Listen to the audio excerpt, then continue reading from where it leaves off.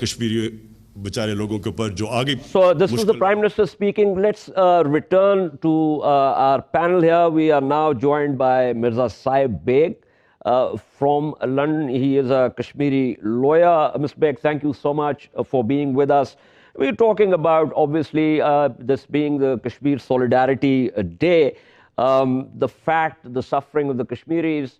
Give us a sense of the work that you do and how you're looking at the current situation. Thank you for having me.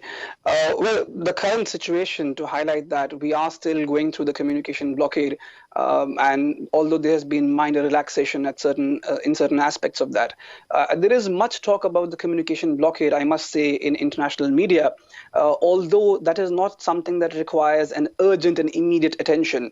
Of course, there are grave issues in the communication blockade, but something that requires immediate attention is the precarious condition of people who have been detained, who are now in their 6th month of detention. Today is February 5. Since August 5, they have been in detention.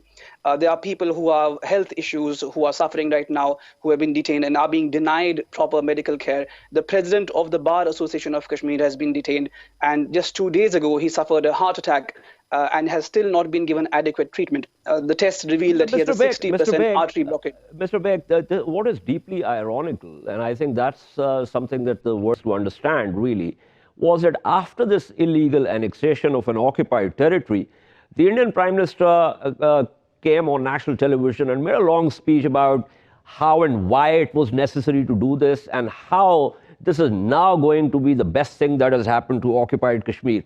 Funnily enough, as you said, this is where the situation stands. But on top of that, the current budget has actually cut down on development expenditure in occupied, Jammu and Kashmir that are now being relegated as union territories. Is that a message that you think actually, sort of can be understood by the Western audience and the governments? It's very interesting that you mentioned the budget. You see, right now we have been divided into 2 union territories of Ladakh and Jammu and Kashmir. Ladakh has received a pretty generous budget of 6,000 crore for a population of just 2.7 lakh people. This roughly translates to around 10 lakh rupees per family or around 3 lakh rupees per person, which is a huge budget. And, I must say there is a precedent to what they are doing right now, because even in 1954, when Jawaharlal Nehru had eroded the autonomy of the constitutionally guaranteed autonomy of Jammu and Kashmir, after that erosion, he had also instituted various financial incentives for Kashmiris by increasing the ration by 25%, by subsidizing rice for Kashmiris by nearly 60%, by funding various avenues in Kashmir. However, within 10 years, he realized that you cannot buy out the Kashmiris. And even the Modi government is going to come to the realization that ruling Kashmir through client governments. Have the client government, it's funny, Begzab, that the Quislings that seem to provide the fig leaf of legitimacy to Delhi, even they have been detained. So, Delhi doesn't have any clients there anymore. Well, they don't have the existing client governments, but Delhi has always succeeded in creating new client governments in Kashmir. So I will not be surprised if some new faces come forward and they're created. In fact, there is a front that is in contention right now that has made the kind of noises that you would expect from a government that is going to be formed over there.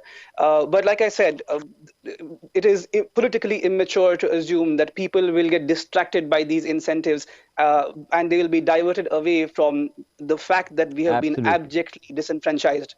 Absolutely. Thank you so much. That was Saib Beg speaking with us. We have very little time left for the transmission, Yaqub. But as a historian, the Prime Minister also talked about history. This, in fact, nationalism and racism is indeed an explosive combination. And historians not only write about the past, but given how much they learn from the past, also project into the future. So, where do you think this is going? I mean, I'm now talking about India in its entirety with this whole CAA debate and, the National Register for Citizens and all of that.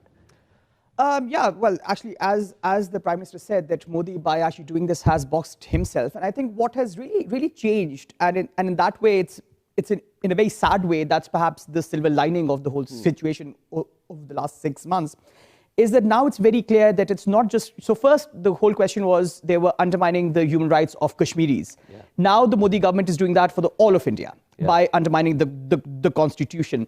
And I think that is why the whole world has actually woken up to this, because what is really fascinating is, and enough books have actually come recently on the Indian constitution, that when it was written, it was supposed to be one of the best written constitutions in the world, and it was supposed to work really well.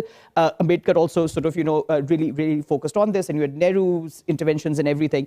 But the ease with which Modi undermined the constitution on August 5th and has been able to seemingly get away with this shocked the whole world and Indians. And the CAA and the National Register have actually undermined them. Do you think the Indian Supreme Court is going to reverse this? I mean, when I talk to the Indians, they're not particularly optimistic about that. I'm not either. And the sad thing is that the only way it can be reversed is that the Supreme Court declares it unconstitutional. So it'll be very, very shocking. And again, the Indian Supreme Court was the Supreme Court that actually pioneered, public interest litigation. So it'll be a shame that it doesn't do it. It'll be a shame that, it cannot be reversed. Thank you so much, Dr. Yaqub Bangash. The time is up for our transmission, but stay with Indus News and keep watching Indus News. Thank you.